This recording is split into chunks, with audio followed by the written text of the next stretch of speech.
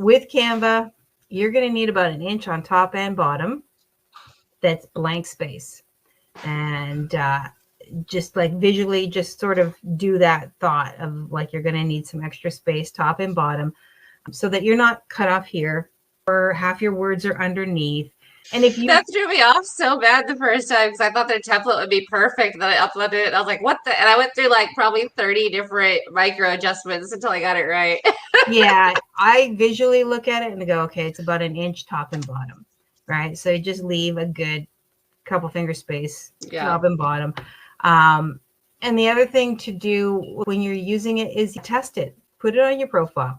Take a look. You don't have to actually save it because you can pop it in and, oh, yeah, no, half of it's cut off or whatever. That's your face. So make sure, like, that's the face of your business. That's the face of what you're doing. So make sure that it looks good because that is literally the first, in Facebook, that's your first bang. That's exactly who you are.